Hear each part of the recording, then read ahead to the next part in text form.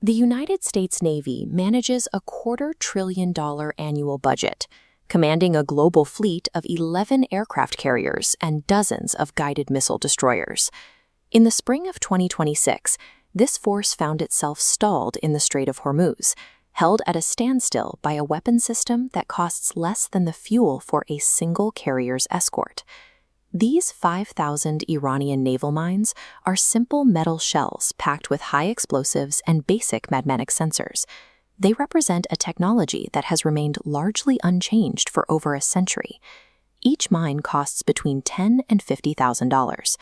Their primary targets are the Arleigh Burke-class destroyers, valued at $2 billion, and Ford-class carriers carrying a $13 billion price tag. Iran's total investment in this arsenal tops out at $250 million. That is a rounding error in a modern defense budget, yet it is currently sufficient to hold multi-trillion-dollar global trade hostage. The world's most advanced navy has been forced into a defensive posture by an arsenal that costs less than a single stealth fighter. Geography dictates the terms of this engagement. While the strait is 21 miles wide, the shipping lanes deep enough for energy tankers are restricted to a corridor only 2 miles wide in either direction. This chart tracks daily transits. Following the initial mine deployment on March 1st, tanker and cargo traffic plummeted to nearly zero. This flat line reflects a choice made by ship captains and fleet operators who refuse to enter the strait despite the lack of mass sinkings.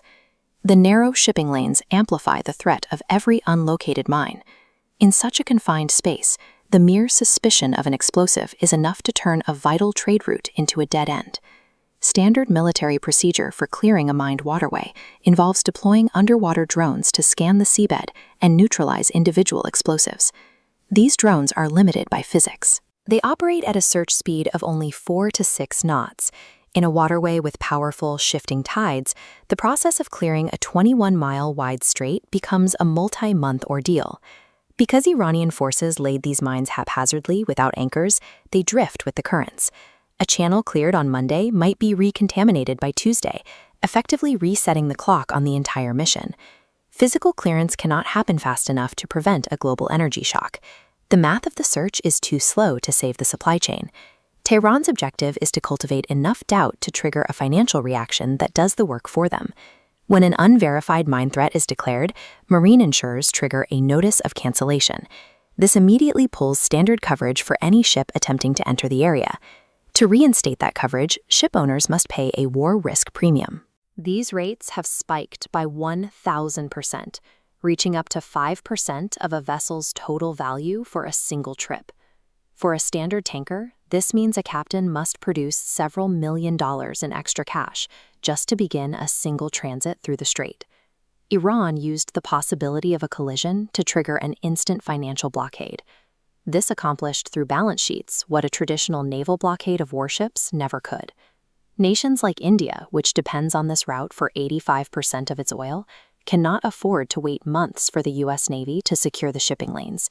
Out of economic necessity, New Delhi has moved past the military standoff to seek an alternative solution. Iran created a hazardous area covering the normal shipping lanes, but they kept their own territorial waters clear of mines to maintain control. They are now using this clear path to run a protection racket, granting safe passage to Indian and Turkish ships that pay tolls, often in Chinese yuan. While U.S. destroyers continue the slow, dangerous work of sweeping the open ocean for drifting mines, Indian tankers are sailing safely through Iranian coastal waters with Tehran's explicit permission. When the environment is defined by extreme uncertainty, a political guarantee from the mine layer carries more weight than a carrier strike group. A $250 million investment in primitive technology has successfully frozen the multi-trillion-dollar global economy. Brent crude tops $100, while global GDP forecasts rapidly shrink. U.S. military assets remain on standby, unable to influence the financial spreadsheets and premiums that control vessel movement. Risk, rather than physical destruction, is what continues to keep the supply chain broken. This leads to a difficult geopolitical question. How long can America sustain a war it cannot win quickly?